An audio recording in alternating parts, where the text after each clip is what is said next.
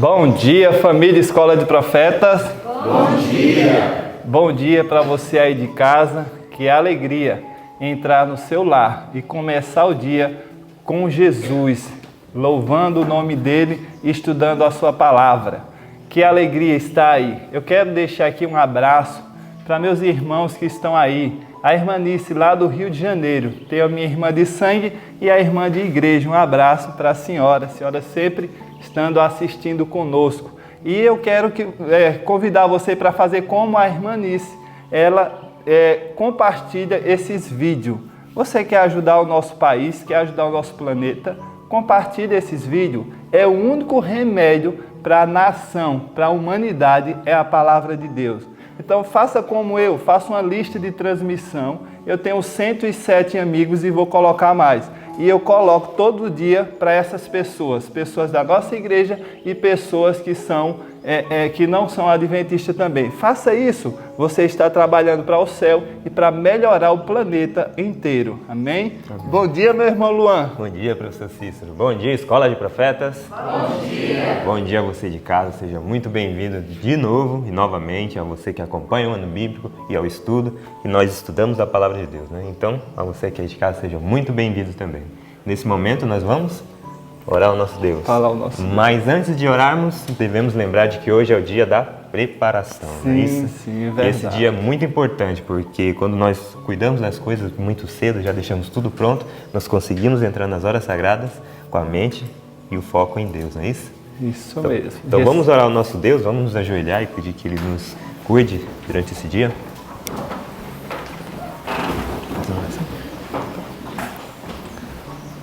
Santo Deus Todo-Poderoso, Criador dos céus e da terra, louvado e engrandecido seja o teu santo nome.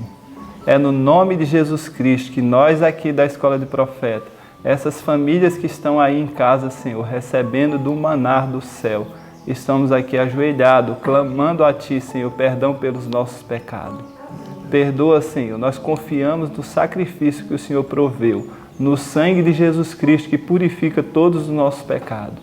Clamamos a Ti o poder do Espírito Santo sobre nós para nos arrependermos do nosso pecado e correr aos pés de Jesus Cristo para não sermos atingidos tanto pelo inimigo. Nos ajude, Senhor, a nos firmar em Ti, nos dá o caráter de Jesus Cristo, nos ajuda a estudar a Tua palavra e guardar ela em nosso coração. Eu te peço, Pai, uma bênção sobre este lar que está assistindo agora, uma bênção sobre a nossa família Escola de Profeta, que nós possamos, ó Deus, ter força e coragem para vencermos as dificuldades e logo em breve estaremos junto contigo nas mansões celestiais. Amém. Te agradecemos por tudo, em nome de Jesus. Amém. Amém. Muito bem. Muito bem. Maravilhoso é poder louvar ao nosso Deus, não é mesmo, professor Cícero? Isso mesmo. Por isso que nós aqui da Escola de Profetas sempre louvamos ao nosso Pai, ao nosso Deus, ao início de todo culto, que é o certo a se fazer, né? E eu convido a você aí de casa também nos acompanhar nesse louvor, que iremos entoar o nosso bom Deus, com o hino de número 226, É Amanhã no Coração. Amanhã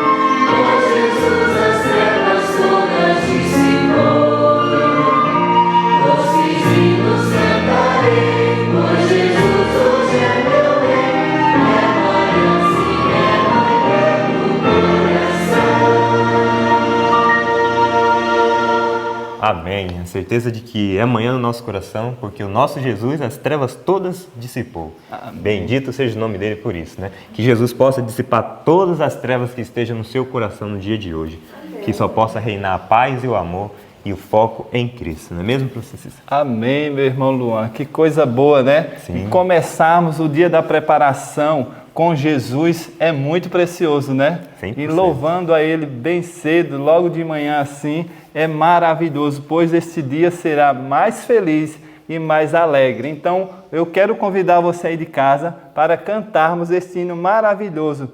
335, precioso é Jesus para mim. Se Jesus é precioso para você, cante com o coração e os anjos nos ajudarão a cantar esse louvor. Amém? Amém.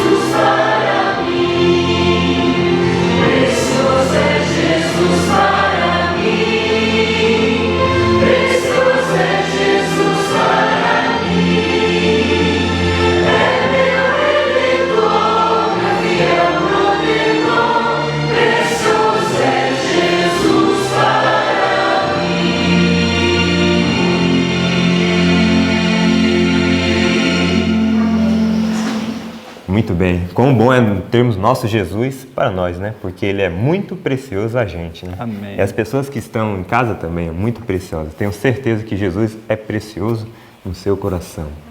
Mas eu gostaria de falar uma coisa, porque o dia pede, né? Estamos na sexta-feira, dia de preparação. Isso e mesmo. eu estou aqui com o meu querido professor Cícero, que é um sacerdote do lar, certo? Amém. É casado, tem sua esposa e sua família. Eu gostaria de deixar esse recado às pessoas que estão em casa, né? O quão importante é fazer o culto familiar. Então eu gostaria de mandar uma mensagem a você, falar firme com você. Vou usar até minha voz de trovão, professor. Falar firme com você, sacerdote do lar. Não deixe de fazer o culto familiar com sua esposa e filhos. Quando der o horário do pôr do sol, reúna toda a sua família e faça o culto de adoração ao nosso Deus. Isso é muito importante mesmo. Assim a família está junta e adorando ao Senhor. Não deixe os filhos ficarem jogando videogame ou estarem mexendo na internet, cada um para o seu quarto, cada um para o seu canto e assim esquecendo de cultuar a Deus.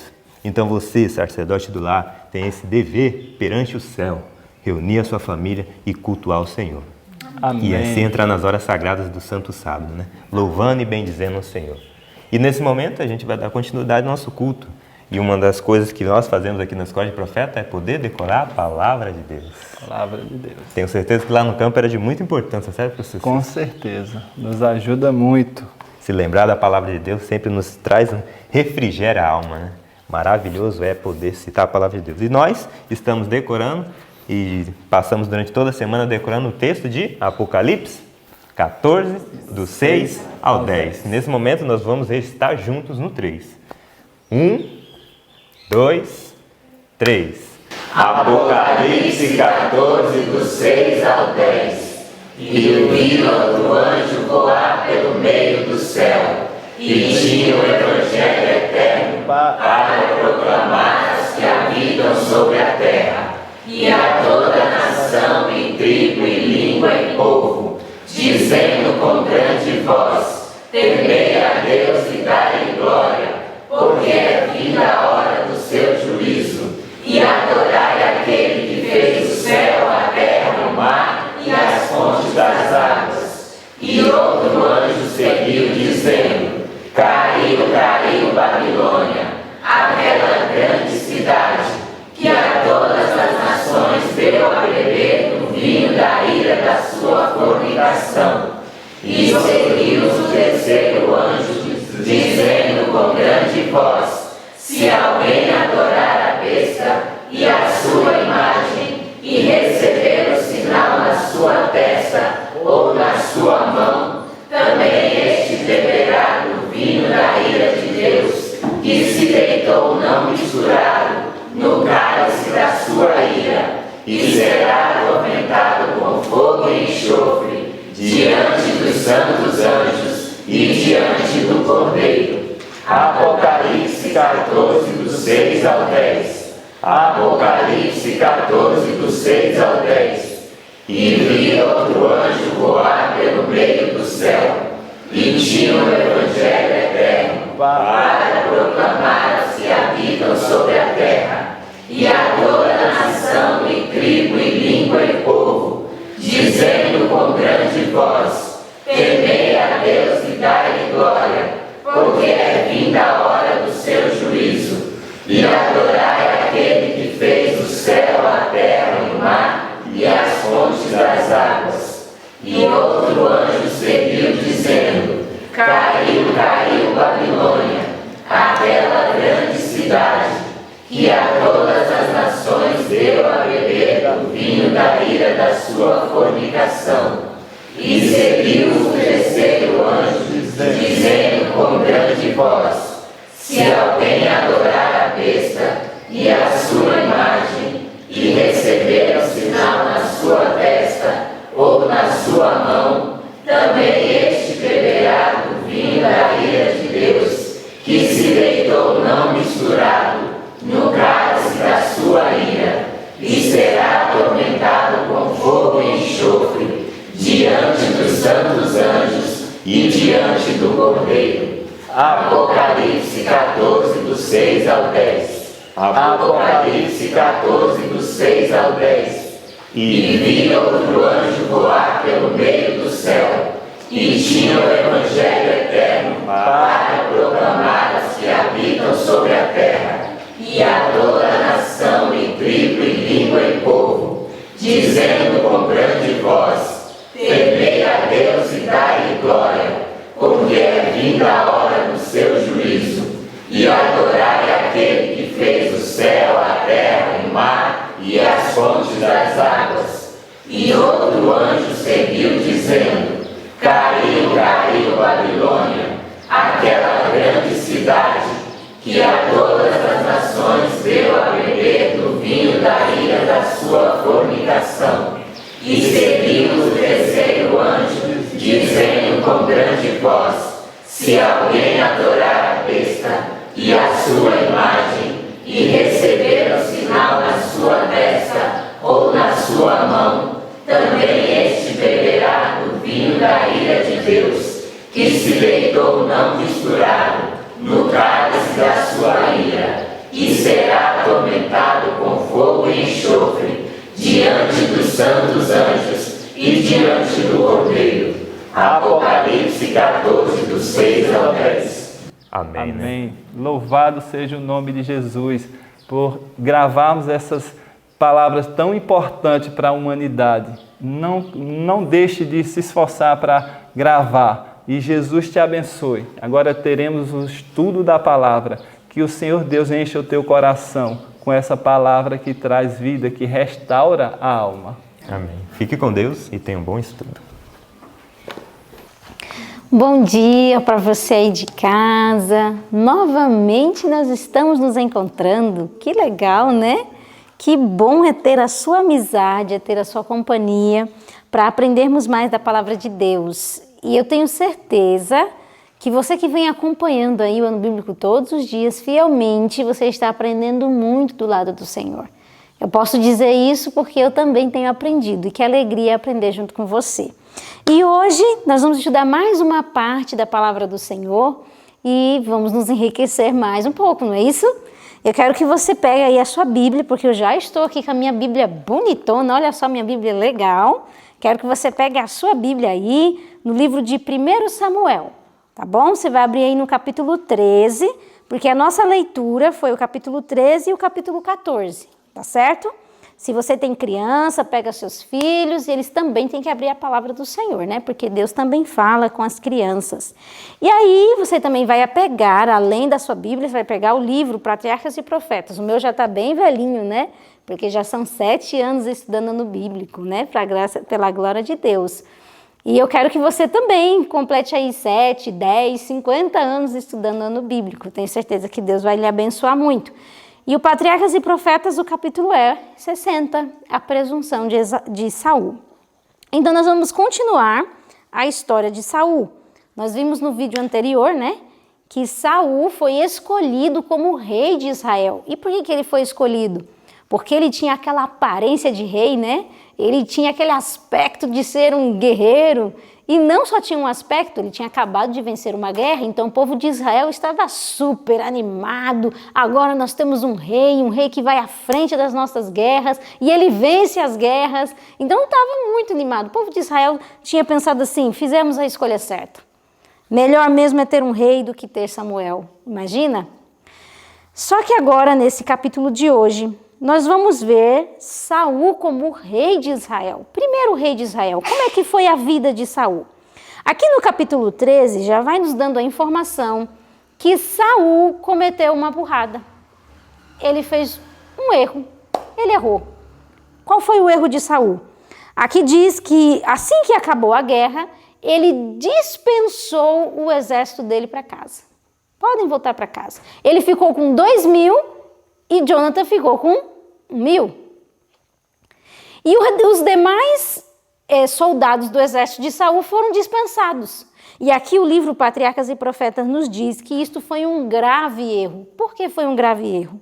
Porque o povo de Israel estava todos estavam muito animados, cheios de esperança, de coragem, porque haviam vencido uma batalha. Então, se ele continuasse as guerras contra os filisteus, contra aqueles que eles não conseguiram expulsar na época de Josué, eles teriam conseguido mais vitórias. Só que Saul não teve visão. Deve ser meio difícil, né? Você ser liderado por alguém que não tem muita visão do que está fazendo. Imagina só, a pessoa acaba te colocando em situações que você não queria estar. E foi isso que Saul fez. Ele colocou o povo de Israel numa situação que traria um prejuízo para o próprio povo. Ele, de maneira impensada e negligente, mandou o exército embora. O que aconteceu com aquele exército que estava todo animado? Só que, enquanto o povo de Israel estava desanimando e estava perdendo a esperança e a coragem, o inimigo não parava de trabalhar, porque os filisteus, irados com a vitória de Saul e as vitórias que Jonathan ia conseguindo, eles começaram a se preparar para avançar contra o povo de Israel. Eles começaram a se preparar, começaram a preparar armamentos de guerra, porque eles queriam lutar contra o povo de Israel. E o exército dos filisteus tinha nada mais e nada menos do que 30.000 carros. Bem diferente do povo de Israel, não? 6.000 cavaleiros. E quando esse exército começou a ir contra o povo de Israel, o que aconteceu? O exército de Saul ficou com medo. Ficaram aterrorizados. 30.000 carros, 6.000 cavaleiros, como é que a gente vai combater isso? A gente não tem armamento de guerra, a gente não tem... Imagina a situação. Ah, se Saul tivesse continuado indo de vitória em vitória, mas ele não fez isso. Ao contrário, o inimigo não perde tempo, continuou trabalhando e preparou o exército dos filisteus para invadir o povo de Israel. E sabe o que é mais duro nessa história? Se você pegar aí o capítulo 13 na sua Bíblia e ler o verso 22, olha onde o povo de Israel havia chegado. Verso 22, e sucedeu que no dia da peleja não se achou nem espada, nem lança na mão de todo o povo que estava com Saul e com Jonatas. Porém, achara-se com Saul e com Jonatas seu filho. Você já viu um exército sem armamento? Era o povo de Israel. Não tinha arma nenhuma para lutar contra o povo dos filisteus. Você consegue imaginar o tamanho da negligência, da comodidade, da falta de interesse que o exército de Saul estava vivendo naquela época? Eles não estavam preparados para a guerra. E eu fico pensando na gente, você está preparado para a guerra? Vocês sabem, né? A gente vai enfrentar e estamos enfrentando diariamente uma guerra. Só que haverá um clímax dessa guerra. Você está se preparando para enfrentá-la ou você está indo para ela sem armamento nenhum? Por negligência, comodidade, seja lá o que for, preguiça, não sei. Nós temos que pensar nisso. O povo de Israel não estava pronto, não tinha nenhuma lança para lutar contra o inimigo. Do exército todinho, só Saul e Jonatas tinham arma. Que coisa terrível. E lá estavam eles medrosos, cheios de medo. E o povo começou a fazer o quê? Deixar Saul na mão. Começaram a desertar. A ponto de Saul ficar com 600 homens. Você sabe o que é isso? Você enfrentar um exército de 30 mil carros com 600 homens. Eles estavam temerosos. Só que um detalhe acontece nessa história. Antes de Saul ser rei, Samuel chegou até ele e deu especificações de algo que Saul deveria fazer, marcou um encontro com Saul, disse o lugar, disse o tempo, disse tudo o que faria com Saul. E agora chegou o momento da prova de Saul. E aí ele estava com o exército desertando, o exército dos filisteus ficando cada vez mais forte, se preparando, querendo invadir Israel e ir contra Israel, e o povo se dispersando e Saul angustiado, porque Samuel nunca vinha para o encontro que tinha com ele. Aí Saul cansou de esperar e disse assim, quer saber de uma coisa? Eu vou fazer esse sacrifício aqui. Eu vou sacrificar aqui, vou pedir a bênção de Deus e nós vamos nessa guerra e nós vamos vencer. Opa, eu quero ler isso daqui para vocês, porque isso aqui é muito sério. Se você pegar o seu livro na página 456, talvez não seja essa a página do seu livro, mas o parágrafo começa dia após dia. Eu quero ler para você, olha o que diz aqui, ó. Dia após dia, Saul esperou, mas sem fazer decididos esforços. O que é esperar? Como é que se espera alguma coisa? Será que quando Deus pede para a gente esperar algo, Ele quer que a gente cruze os braços e fiquemos ali esperando cair do céu? É isso que Deus espera da gente? Creio que não. Esperar não significa inatividade. Esperar envolve uma ação também. Vamos entender isso? Ó, ele ficou lá esperando, mas sem decididos esforços, para animar o povo e inspirar confiança em Deus. Olha só o jeito certo de esperar. O que ele tinha que ficar fazendo com o povo? Animando o coração do povo, inspirando confiança no Senhor. Era isso o jeito certo de esperar. Você tem esperado as promessas de Deus, a volta de Jesus, do jeito certo? Você tem animado o seu coração, guardado a palavra e fortalecida essa esperança, ou você espera de braços cruzados e aí acaba você desanimando, você não vai ter paciência de esperar, porque você não está animando seu coração. Então existe um jeito certo de esperar. Antes que o tempo designado pelo profeta houvesse expirado completamente, ele se tornou impaciente com a demora e deixou-se desanimar pelas circunstâncias difíceis. Consegue entender? Ele se deixou desanimar porque as circunstâncias eram difíceis. E na sua vida não é assim? Com toda certeza, na minha vida é. Tenho certeza que na vida de vocês também. Então, se a gente não aprender a esperar do jeito certo, nós vamos desanimar. Em vez de procurar fielmente preparar o povo para a cerimônia que Samuel vinha realizar, alimentou, olha o que ele alimentou, incredulidade e maus pressentimentos. Buscar a Deus pelo sacrifício era uma obra soleníssima e importante. E Deus exigia que seu povo examinasse o coração e se arrependesse de seus pecados, a fim de que se pudesse fazer a obra com aceitação perante Ele. E a bênção divina acompanhasse seus esforços para vencer o inimigo. Mas Saul se tornara inquieto, e o povo, em vez de confiar em Deus para obter auxílio, olhava para o rei, a quem tinha escolhido para que o guiasse e dirigisse. Resultado, Saul quebrou a promessa de que iria esperar Samuel. Desobedeceu a Deus e realizou o sacrifício que só era destinado a um sacerdote fazer, e ainda o fez com as armaduras de um soldado. Completamente profano e irreverente, sem nenhum respeito às coisas do Senhor, às coisas sagradas. Terrível, não?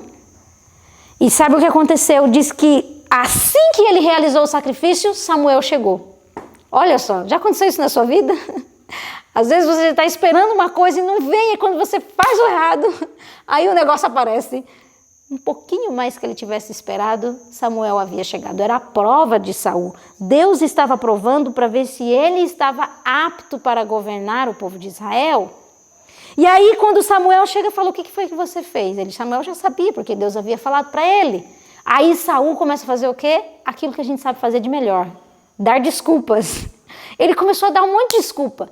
O Senhor não chegava, o Senhor não vinha, o exército estava angustiado, eu também estava angustiado, então eu fiz.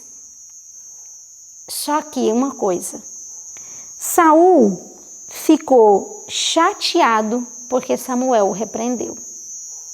Samuel disse para ele: Saul, Deus estava te provando para ver se ia confirmar o teu reino hoje, mas você não obedeceu ao Senhor. Porque importa obedecer do que sacrificar. E por você não ter obedecido, Deus dará o teu reino para alguém melhor do que você. Olha que duras palavras Saul teve que ouvir da boca do profeta. E o profeta teve que dizer que difícil também era falar aquilo. E diz que Saul ficou chateado, ele ficou com raiva, porque ele queria ser elogiado e não reprovado. Você já parou para pensar que às vezes a gente faz o errado e quer ser aprovado? Não tem como você fazer o errado e querer que as pessoas te aceitem se você faz o errado. Já vi muitas pessoas dizendo: fulano não vai comigo, não gosta de mim, mas quando você vai olhar a vida de fulano, a pessoa faz tudo errado e quer ser aceita fazendo o errado. Não tem como, e Deus também não faz esse tipo de negociação, seja com quem for. Se você faz o errado, você não pode ser aceito. Foi isso que Deus disse a Caim: meu filho, se procederes bem, não é certo que serás aceito. E Saul não entendia isso. Saul queria ser aceito fazendo o errado. E para Deus isso não tem como. E aí eu quero ler uma coisa com vocês muito importante. Aqui na página 458, no parágrafo que começa assim: não sabemos que grandes interesses podem estar em jogo. Se você está passando por alguma prova, por alguma dificuldade, ou você está esperando mesmo por uma promessa do Senhor, eu quero que você se atente nesse parágrafo, porque esse aqui é a chave para você conseguir alcançar o que Deus espera que você alcance. Olha aqui, não sabemos que grandes interesses podem estar em jogo em provarmos a Deus. Não há segurança alguma a não ser na obediência estrita à palavra de Deus. Todas as suas promessas são feitas sob a condição de fé e obediência. Vocês entenderam isso? As promessas de Deus são condicionais. Existem as que não são condicionais, né? Por exemplo, a volta de Jesus, ela não é condicional, ela vai voltar. Você acreditando ou não, Jesus vai voltar. Agora, existem muitas promessas que são condicionais e você precisa ter fé e obediência. E se você não cumpre isso, as promessas não podem acontecer na sua história e na sua vida. Não devemos seguir os nossos impulsos, tampouco confiar no juízo dos homens. Devemos olhar para a vontade revelada de Deus e andar em conformidade com o seu definido mandamento, seja quais forem as circunstâncias que nos rodeiem. Não adianta desculpa.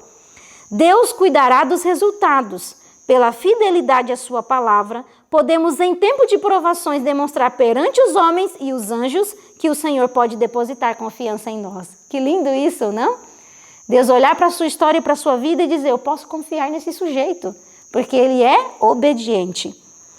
Confiar em nós nas situações difíceis, a fim de executar a sua vontade, honrar o seu nome e abençoar o seu povo. O que torna uma pessoa inapta para uma missão dentro do trabalho de Deus? Não são as limitações e as incapacidades. Tem gente que fala, mas eu não sei falar, eu não sei cantar, eu não sei pregar, eu não sei fazer nada. Tem gente que fala isso.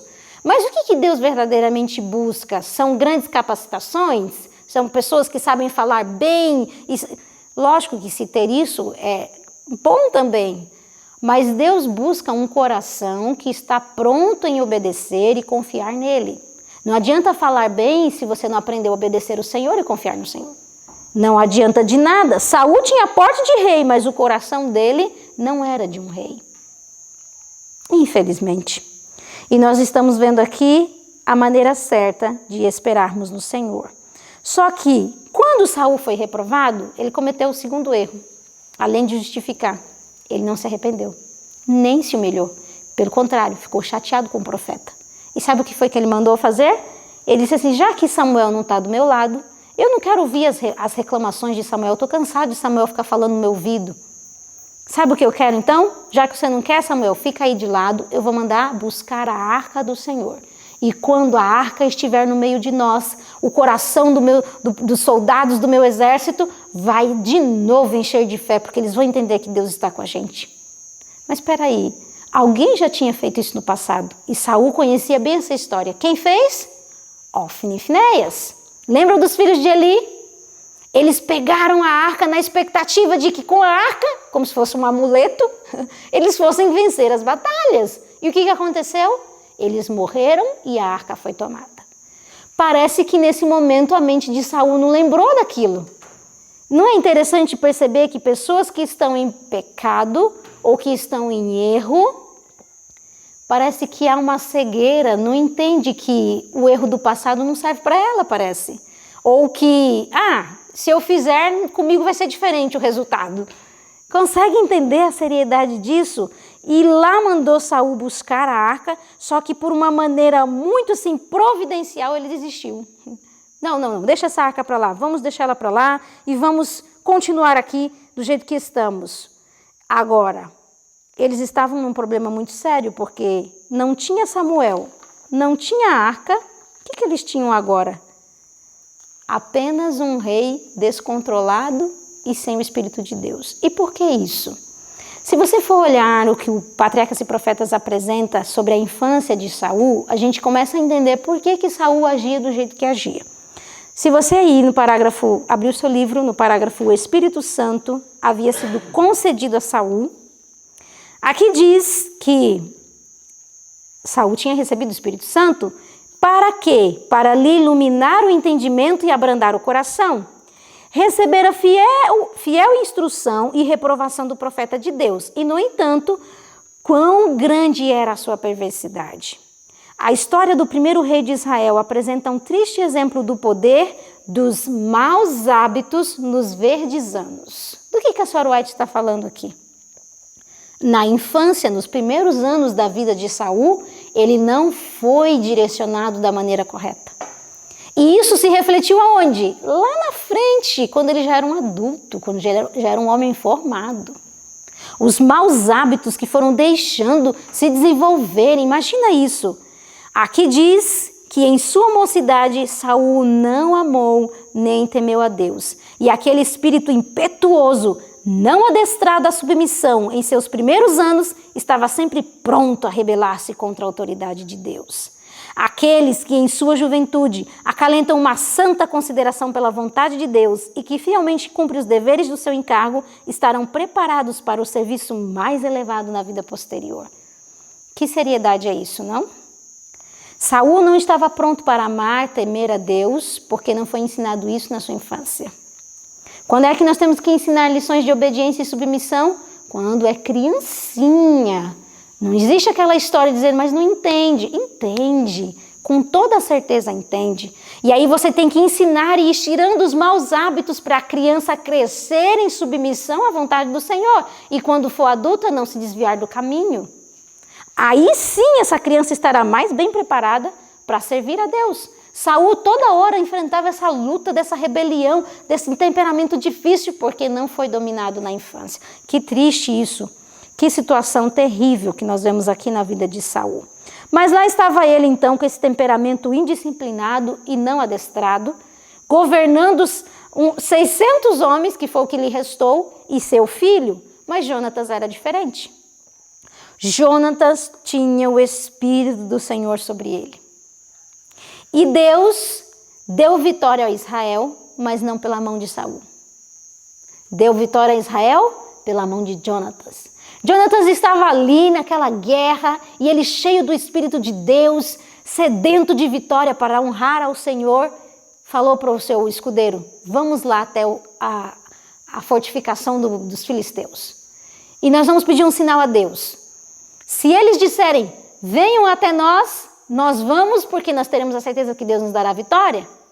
E se eles não nos convidarem para ir até eles, a gente entende que o Senhor Deus não os deu em nossas mãos. Então, olha só a estratégia. Como foi que Jonatas foi para essa guerra? De um jeito muito diferente.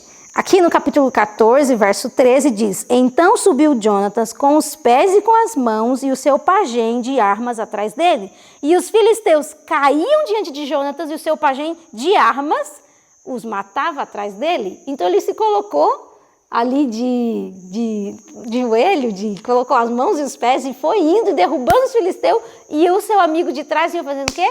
Matando esses filisteus, porque eles disseram, venham até nós, vocês resolveram sair das tocas afinal. Então ele entendeu que o Senhor Deus tinha entregue os filisteus na mão de Jonatas. Agora, você acha que era ele mesmo que estava vencendo isso? O texto nos diz que era como se a terra tremesse. Aí o Patriarcas e Profetas, no parágrafo que começa, anjos celestiais escudavam a Jonatas. Olha só como foi que ele venceu essa batalha. Anjos celestiais escudavam a Jonatas e seu auxiliar.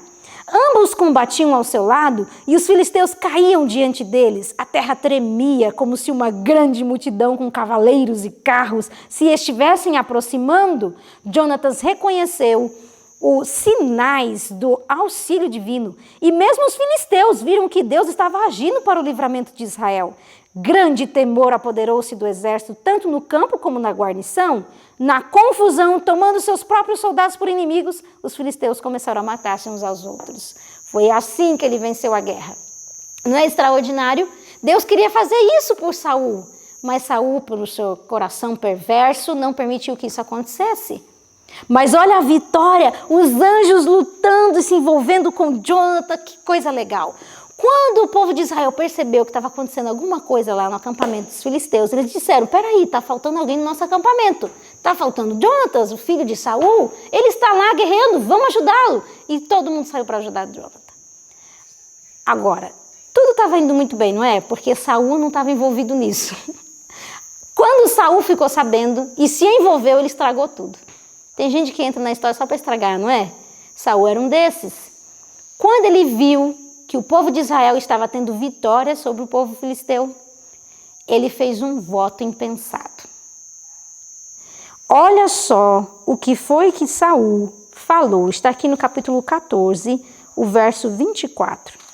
Ele falou assim, ó: estavam os homens de Israel já exaustos naquele dia, porquanto Saul conjurou o povo, ele amaldiçoou o povo, dizendo: maldito o homem que comer pão até a tarde, antes que me vinguem os meus inimigos.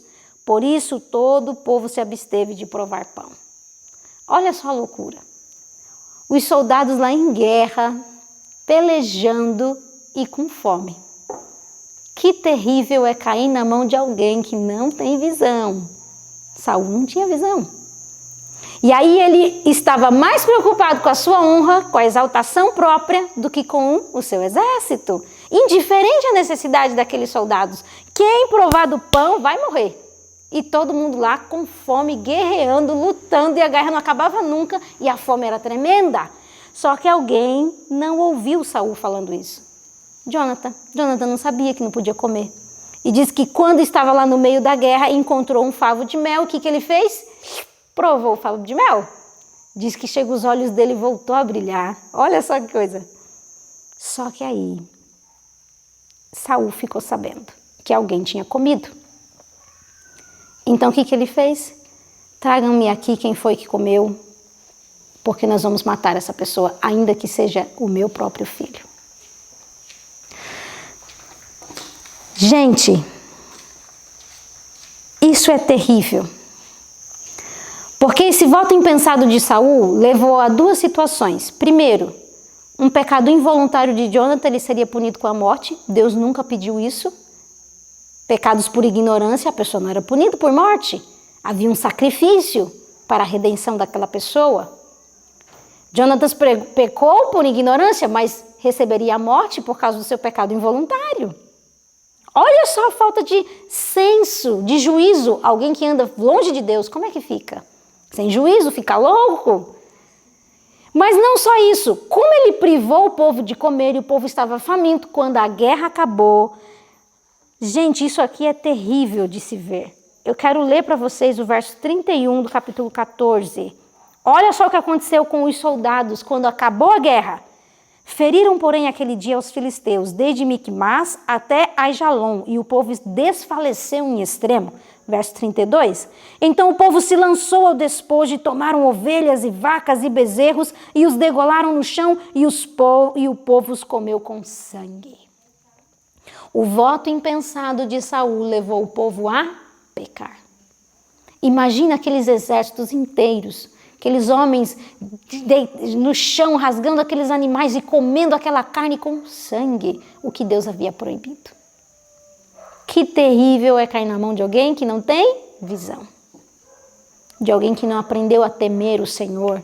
Porque quem não teme o Senhor não tem sabedoria. Saul não tinha sabedoria.